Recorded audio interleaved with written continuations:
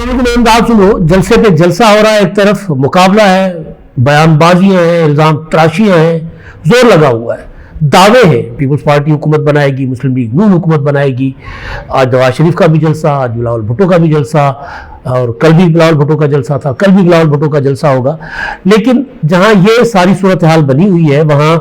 तहरीक इंसाफ के लिए बुरी खबर है। तहरीक इंसाफ एक इररिलेवेंट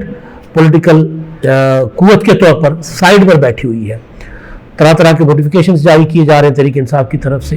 लोगों को, अपने लोगों को समझाने की कोशिश की जा रही है कि बाज आ जाओ, मान जाओ, इंतखाबात वो लड़े जिनके नाम पीटीआई ने जारी किए हैं, क़यादत ने जारी किए हैं। दूसरे पार्टी से ताल्लुक़ रखने वाले जो लोग हैं, अरकान है, वो इंतखाबात ना लड़े। लेकिन कोई मानने को तैयार नहीं है, कोई भी ये स्टेटमेंट जारी करने को तैयार नहीं है कि वो इंतखाबात नहीं लड़ेंगे। जो बुरी खबर है वो ये नहीं है, ये तो मुतवक्का खबर थी, लेकिन बुरी खबर वो है जिस पर तहरीक इंसाफ को तवक्को थी कि इंतखाबात के बाद दोबारा वो मैदान में होंगे, लेकिन दोबारा मैदान में नहीं है। उनके लिए अब वक्त जो है वो अगला है, यानी 2028 के इंतखाबात, 28 या 29 के इंतखाबात, उन इंतखाबात में पीटीआई जो है वो दोबारा सियासी मैदान में वापस आ सकती है, अगर बतौर जमात वो रही, अगर तितर बितर ना हुई तो। जो बुरी खबर है तहरीक इंसाफ के लिए वो मुतवक्का थी, ऐसा होना था, लेकिन खुशफहमियों में मुब्तला रहे और फिर plan A, plan B, plan C, plan D दावे करते रहे, लेकिन कोई प्लान नहीं। और फिर फाइनली वो शेर अफजल मरवत ने कहा था ना, प्रोग्राम तो बढ़ गया। तो फाइनली अभी तक तो पार्टी बढ़ गई है पीटीआई, वो पार्टी के तौर पर कहीं एग्जिस्ट नहीं कर रही। इमरान खान साहब का नाम है, इमरान खान साहब के हक में नारे लगते हैं, मगर ये नारे जो है ना, ये पानी में मदानी चलाने से ज़्यादा नहीं है, क्योंकि सियासत में सियासी हिकमत अमली और बहुत कुछ चाहिए होता है। तो पहले मैं वो जो जलसे पे जलसा है उस पर बात कर लेता हूँ, दावे जो है उस पर बात कर लेता हूँ, और उसके बाद वो जो तहरीक इंसाफ के लिए बुरी और संगीन बुरी खबर है ना, उस पर मैं आता हूँ। बुरी खबर है, और मतलब हैरान कुन तौर पर तहरीक इंसाफ के लोग इतनी बड़ी खबर जो पहले से मौजूद थी उससे बेखबर थे, अपने लोगों को बेखबर रख रहे थे। तो हुआ यूँ है कि जी नवाज शरीफ साहब का मानसरा में परसों जलसा था। आज नवाज शरीफ साहब मैदान लगाया हुआ, उन्होंने ननकाना साहब में लगाया। बिलावल भुट्टो जरदारी का कल चिन्योट में जलसा था, आज भलवाल में किया। जो बिलावल भुट्टो का जलसा था चिन्योट वाला, वो बड़ा सिग्निफिकेंट था। वो जलसा सैयद हसन मुर्तज़ा की मेज़बानी में, हसन मुर्तज़ा पीपल्स पार्टी को पंजाब में दोबारा रिवाइव करने वाले जो शख्स हैं, वो लीडर है। मुझे याद है कि जब पीछे 2016-17 में जब पीपल्स पार्टी का जलसा पंजाब में करवाना एक बड़ा चैलेंज समझा जाता था। पार्टी की आदत जिसको कहती थी कि जी जलसा, तो वो कहते जलसा सरकार हम कहाँ से कर सकते हैं, जलसा हम जलसा करने की पोजीशन में नहीं है, वो इनकार कर देते थे। तो हसन मुर्तज़ा ने ये चैलेंज कबूल किया था और उन्होंने जलसा किया था, और उस जलसे के बाद वो जो था ना कि पीपल्स पार्टी पंजाब में कभी उठ ही नहीं सकेगी। 2013 के इलेक्शन के बाद जो सूरत हाल पार्टी की बन गई हुई थी पंजाब में, और ज़ाहिर है उसमें कई एलिमेंट्स थे, मोहतरमा की शहादत, फिर इफ्तिखार चौधरी का सियासत में मुदाखलत, फिर जो भी उस पार्टी मंसूबे बिजली के बनाती थी इफ्तिखार चौधरी इसलिए ऑर्डर दे देते थे और बिजली नहीं थी, लोड शेडिंग थी, और फिर नवाज शरीफ साहब ने उस लोड शेडिंग के ऊपर इलेक्शन लड़ा था। तो ये हकीकत है। और बाद में वो जो मुकदमात बने और आहिस्ता आहिस्ता करके बहुत से मुकदमात भी जो है वो ख़त्म होते गए। तो बहरहाल तो वो उस वक्त पीपल्स पार्टी के सैयद हसन मुर्तज़ा साहब ने ये चैलेंज लिया और उन्होंने जलसा किया था, और बड़ा भरपूर जलसा था, बहुत ही बड़ा जलसा था। और जिसके बाद ये हुआ कि पीपल्स पार्टी जलसा कर सकती है, फिर साहिवाल में जलसा हुआ, फिर अपना फतेहजंग में जलसे हुए, फिर जलसे चल पड़े थे, और बिलावल भुट्टो पार्टी को रिवाइव करने की तरफ चल पड़े हुए थे। तो कल इसी वजह से हसन मुर्तज़ा का जो कल का जलसा था वो बड़ा इंपॉर्टेंट था। उसमें ज़ाहिर है बाकी इनायत शाह जो वहाँ से तगड़े कैंडिडेट हैं पीपल्स पार्टी के, कौमी असम्बली के, उनकी भी एफर्ट्स थी। लेकिन हसन मुर्तज़ा की बात इसलिए कर रहा हूँ कि हसन मुर्तज़ा ने कभी भी मायूसी को अपने उसमें अपनी सियासत के आड़े नहीं आने दिया। हसन मुर्तज़ा साहब वो हैं जो उन्होंने सेंट्रल पंजाब से अभी जो रिटायर्ड होने वाले जो MPs थे उनमें से वाहिद ایک MP حسن مرزا تھے، انہوں نے بھی محنت کی، تگڑی قسم کی الیکشن کیمپین کی، اور لوگوں کے اندر جاتے ہیں وہ حسن مرتضیٰ، لوگوں کی غمی خوشی میں ہوتے ہیں، چارپائی پر جا کر بیٹھ جاتے ہیں، زمین پر جا کر بیٹھ جاتے ہیں، تھڑے پر جا کر بیٹھ جاتے ہیں، چنوٹ شہر میں نکلتے ہیں تو پھر یہ ہوتا ہے کہ جہاں سے نکل رہے ہیں بازار پورا کا پورا دکان کے دروازے پر آ کر، سارے دکاندار دکانوں کے دروازے پر آ کر کھڑے ہو جاتے ہیں، میاں جی یہ کھا لو، میاں جی کوئی فروٹ ریڑھی والا ہے فروٹ لے کر آ جاتا ہے، چائے والا ہے تو چائے کا کپ لے کر آ جاتا ہے۔ یہاں تک دیکھا کہ میں ایک بار ان کے ساتھ تھا تو ایک تھا وہ جو اپنا یہ کیا ہوتے ہیں ہیئر سیلون والے، ہیئر ڈریسر، تو وہاں پر ہم ساتھ ہی پھر رہے تھے بازار میں، تو انہوں نے کہا میاں جی کچھ کھا پی لو یار، بڑا کھایا ہوا رجا ہے بڑے، تو میاں جی چلو پھر آ جاؤ تاڑی شیو کر دینا تاڑی، تو وہاں پہ بیٹھ کر خدمت کے طور پر، یعنی ایک لیڈر کے ساتھ ان کے ورکروں کا یا ایک MP کے ساتھ ان کے ووٹرز کا، ان کے علاقے کے لوگوں کی محبت کا آپ عالم چیک کریں کہ وہ سیلون والا ایڈریسر جو ہے وہ کہتا ہے چلو آپ سارا کچھ کھا پی کر آئے نا تو آپ بیٹھے، آج میں آپ کی کٹنگ کرتا ہوں، میں آپ کی شیو کرتا ہوں، پھر وہاں بیٹھ گئے اور شیو ہوئے، اور وہاں پر وہ ان کے ساتھ، مطلب اس طرح حسن مرتضیٰ جو ہے نا وہ اپنے لوگوں میں پاپولر بھی ہیں، اور اس طرح حلقے کے لوگ، علاقے کے لوگ، شہر کے لوگ، چنوٹ ضلع کے لوگ حسن مرتضیٰ سے پیار کرتے ہیں، محبت کرتے ہیں، اور ظاہر اس کے پیچھے ان کی حسن مرتضیٰ کی ایک پوری کی پوری اسٹرگل ہے، جدوجہد ہے، لوگوں کے ساتھ اپنے آپ کو جوڑے رکھنا ہے۔ لاہور آتے پوری کی پوری 2-2 4-4 گاڑیاں بھر کر لاتے ہیں، کبھی سول سیکریٹریٹ، کبھی IG آفس، کبھی کدھر اپنے لوگوں کے کام کرواتے پھرتے، تو ظاہر ہے لوگ بھی اس سے اس طرح محبت کرتے ہیں، اسی وجہ سے پھر حسن مرتضیٰ جو ہے وہ الیکشن میں جیتے ہیں۔ ایک بار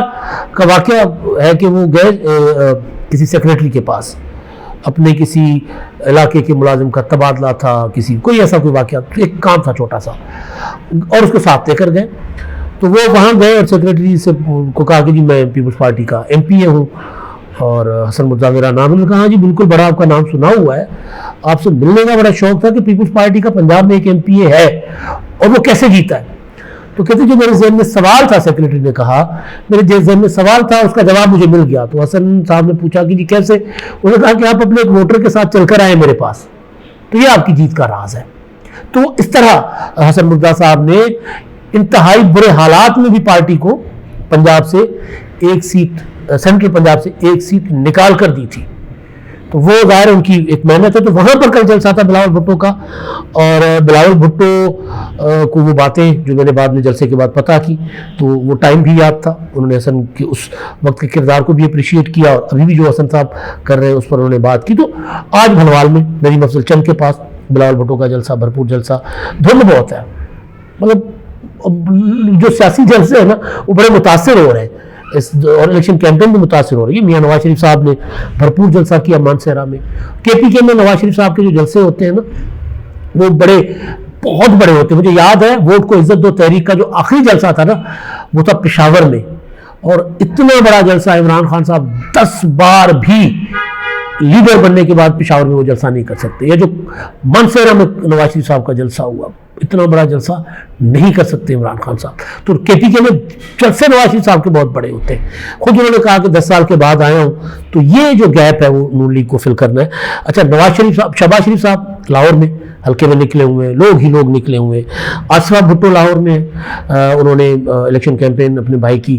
وہاں پہ کی ہوئی، اب کراچی جا کر کل سے دوبارہ کراچی میں اپنا میدان لگائیں گی اور صوبے کے دوسرے شہروں میں جائیں گی۔ تو یہ ایک تو نا صورتحال جو بنی ہوئی کہ 2 پولیٹیکل پارٹیز آمنے سامنے ہیں جلسوں کے تک، لیکن اب دوسری چیز جو ہے وہ دعوے جو تھا کہ بھی مسلم لیگ نون حکومت بنا لے گی،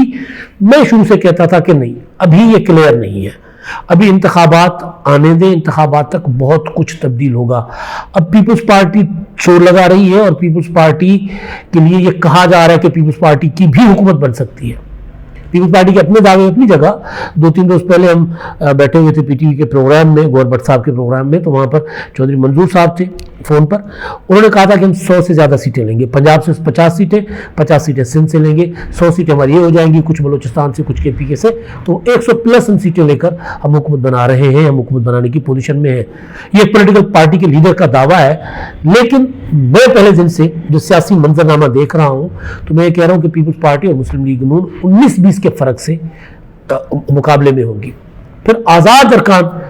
جدھر کو جائیں گے وہ حکومت بنائے گا. اور پھر ظاہر جدھر کو آزاد ارکان جائیں گے تو چھوٹی پارٹیاں متحدہ قومی موومنٹ ہو گئی, JUIF ہو گئی, یہ پارٹیاں بھی پھر اس طرف جائیں گی جو وفاق میں حکومت بنائے گا. پھر کسی نے کسی کے ساتھ کمٹمنٹ کی تو نہیں ہے, سیٹ ایڈجسٹمنٹ کہیں ہوئی تو نہیں ہے مسلم لیگ نون کی کسی کے ساتھ. تو وہ جو تھا کہ مسلم لیگ نون 8-10 اتحادی پہلے بنا کر الیکشن میں جائے گی اور پھر جو رزلٹ آئیں گے وہ اتحادی ہر صورت نون لیگ کے ساتھ ہوں گے, یہ والی صورتحال نہیں بنی سوائے IPP کے. اور باقیوں کے ساتھ تو ابھی تک مسلم لیگ نون اس طرح جو ہے وہ نہ کمٹمنٹ کر پائی ہے اور نہ آگے چل کر کمٹمنٹ میں بندھی ہوگی کسی وعدے وعید میں. تو اتحادی بھی نہیں ہوگا, مسلم لیگ نون بھی نہیں ہوگی. تو یہ تو خیر اب ایک صورتحال آگے چل کر جو بنے گی. لیکن جو تیسری پارٹی ہے نا جس کے لیے میرے پاس بڑی خبر ہے وہ ہے تحریک انصاف. اب تحریک انصاف کا عالم یہ ہے کہ plan A, plan B, plan C, plan D سارے بڑھ گئے ہوئے.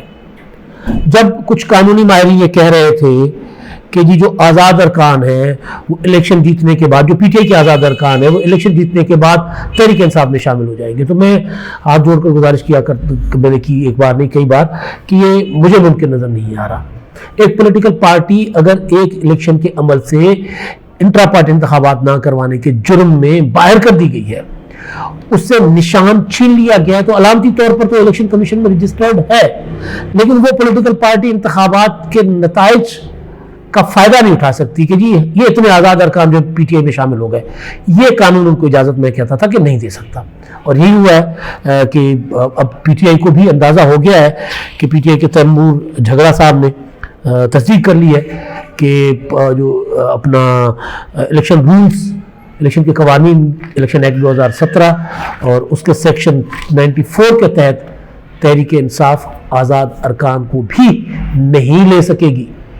3 دن کے اندر اندر PTI سے الیکٹ ہونے والے آزاد ارکان کو, یعنی وہ PTI کے ٹکٹ تو ان کے پاس ضرور ہے لیکن PTI کے وہ اس طرح امیدوار نہیں ہے, ان آزاد ارکان کو ایک پولیٹیکل پارٹی جوائن کرنی ہوگی, ورنہ اسمبلی کی مدت پوری ہونے تک وہ آزاد حیثیت میں بیٹھیں گے, پھر کسی پولیٹیکل پارٹی کو جوائن نہیں کر سکیں گے. یہ 18ویں ترمیم کے بعد ایک قانون بن گیا تھا کہ یہ نہیں ہو سکتا کہ جی آزاد حیثیت میں ایک بندہ آزاد اور اپنا آدھی مدت گزارنے کے بعد وہ کہہ رہے کہ جی میں نے فلاں پارٹی جوائن کر لی. اس طرح نہیں ہوگا.